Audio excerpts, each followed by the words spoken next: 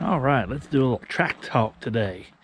Looking at these tracks, it's important to keep the right amount of, adjustment in them. We want a track sag of about 2 inches across this area right here. So you lay a straight edge from, you roll this right on top of your carrier roller and lay a straight edge on there.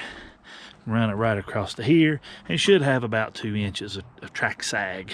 That's ideal. Now these are chained down, so, and I chained to the track, so it wouldn't be accurate right now. But anyway, just so you know what that's all about. But main thing I want to talk about is these sprockets. Now you can see these sprockets are starting to get a little rounded here and coming to a point. What we don't want is a razor sharp point, and we don't want it wiped off. It really should come up and have a flat spot across and then come back down. So this sprocket is in need of replacement. Now with that being said, you also have to look at the bushing. And now when we look at our bushing, the best way to check that is feel it. Now they make a gauge that goes on there, and I just kind of, I don't have one, but it's kind of a caliper, and it clamps here, and then you clamp it over there, and it measures that. So these pins, there's a pin inside the bushing, and if you ever heard much about dozers, you'll hear about people having their pins and bushings turned in their track chain, and they've got a machine that can, you lay this whole track assembly in, you remove the track, send it off, and they will turn these a quarter of a turn, and it'll give you a new wear surface where it had been wearing here and here. Let me get away from that root hanging off. Where it had been wearing on this side of the pins, they turned a quarter of a turn, and it has 2 brand new sides to wear on, same as the bush. Now the bushing, they'll turn it a half a turn. So that way you get this, you can see how it's shiny right there. Then you get this whole top that hasn't had any wear on it turned down, and then you wear on it. So you turn the bushing a half a turn, the pin a quarter of a turn. So these aren't bad. They don't have a lot of wear in them, so I'm not real concerned about that. But the sprocket's what I'm most interested in talking about right now, and so I'm getting some quotes on some new sprockets, and you can see how this one is starting to have that rolled look on it right there. And so it's kind of straight up here, and this one's rolled. We don't want that. So if we have this as being a problem, it'll end up wearing our bushings, accelerate the wear there. And tracks are very expensive. We don't want to have to deal with that. So how to fix that? There's these are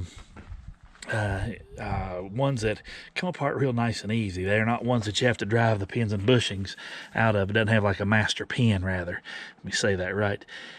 They don't have a master pin type, they have a bolt together type. You can see this master link. Most of them you can see the nuts in the links. This one, this hook here, alligator sometimes they call them. This one's not a true alligator, and they have lots of little teeth on them. But these hook together with the bolts, and the bolts look different on these. They are straight together. See if I can get the mud cleaned off of that. I don't know, you can kind of see that one right there. You see how the bolts are straight in line with each other. And when you have ones that are traditional, let me find a clean, here we go. Here we go. This is probably the best one to look at. None of them are clean. Sorry, we were in a muddy spot yesterday. I can find one. You can see it. Want to be hateful, didn't it? Let's get us a spot dug off here. Right there, I can feel it now. Well, you know, these are going to lie, make me a liar.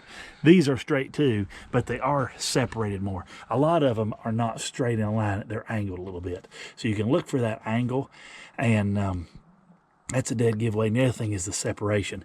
You can see here in the separation, I can get my 2 fingers in that real easy. When we come back here and look at this one, I can barely get, well, you know, it's right where the binder is. Can you see right there? I barely get 1 finger between them. So that's a way you can tell from the outside. The easiest thing to do is just look at the side of the track chain. You can see how all of them have the holes except for that one. But anyway, that's what we're looking for. So we'll break the track right here. We'll take these 4 bolts out. We'll run this up to the top, and we'll pull these 4 bolts out right here, pull the pad off, and then separate these guys right here. And then this will kind of slump down up here, and this will roll off the back. And then when we go to put it together, we'll pull this with a forklift up onto the track, and then lift this one up in the air and get it started.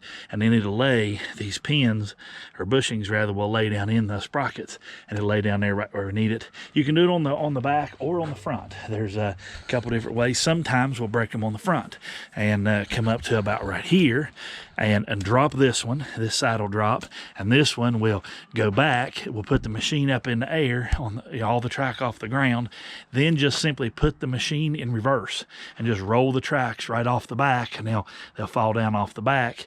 Pop the sprockets off, put the new ones on, take a forklift.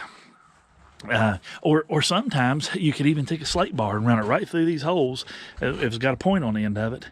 And one guy get on the side, he'll lift that track up on there, start on there. Somebody will be on the machine running that side, and it'll pull it, and all you're doing is guide it up over this roller and then up here to the idler, and then you get up here to the front.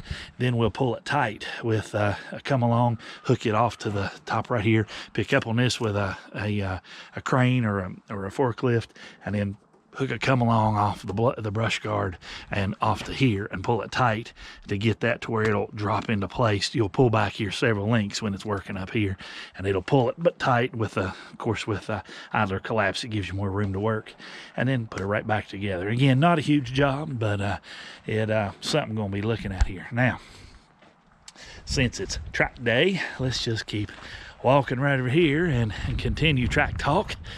Yesterday had a bad day with the excavator. I didn't film the job. I didn't where everything started, it wasn't one I could film, and where it ended up, I didn't have my camera. So anyway, I had a bad day here on my little Bobcat excavator, and you can see in there the track separated and broke, and I was backing up, and it went click click, and that it was jumping over the sprocket back here. The sprocket was jumping inside, and this machine, you can see it has pins. Every sprocket has a pin every time it goes around. On a dozer, it hits every other one. You've noticed how the gap is in a dozer, so it hits a bushing will go in here, here, and on around. So these are the original sprockets on this machine and the original tracks, 21 years old. So very impressed with the longevity. These are a Bridgestone track. They have done a really good job, and a very low maintenance out of them. Just, they've worked really well. But anyway, I'm going to be also getting some quotes on some tracks. So you can see there, I was able to limp it up to the trailer from the hollow I was in. I was able to get the last little bit of brush grubbed out on the way out, kind of clean it up a little on the way out, just being real careful. And it got to where, when I was tramming forward, that this piece right here, this lip, would hook right here on these two guides. This doesn't have carrier rollers, just has plates. So ended up with an interesting trip out of the woods on that machine. So, but anyway, we got the job wrapped up enough to bed down for the winter, and looks like we're going to be pulling these machines in this winter and do a little bit of work on them in the off season. So brought this over here, go ahead and pressure wash it all real good. I need to do a set of tracks on this machine. I need to put a new I'm missing one of the little washers under here. I didn't put it on, it fell out for some reason and has been seeping a little bit, so I put a new one of those on. And I change these final drives probably a little more than most, but boy, I tell you, you don't want to have to buy one of those guys. And usually when they fail, you have to buy them, because a lot of proprietary parts in there, they won't it's just not cost effective to rebuild them there.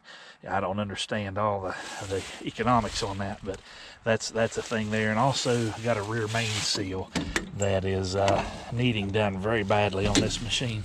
You can see down in there a lot of oil dripping, so it shouldn't be a horrible job, but we'll get that knocked out. So anyway, just trying to get a list put together of stuff to do on the old girl, get her put together. And I tell you, it's been an awfully good machine. I might do a little more welding on the quick coupler through the winter too. Redid the 2-foot bucket and built up the coupler half of that, and this bucket could really stand it done, and the 30-inch bucket could really benefit from that. So anyway, she's done a good job this year. Really pleased with the old girl.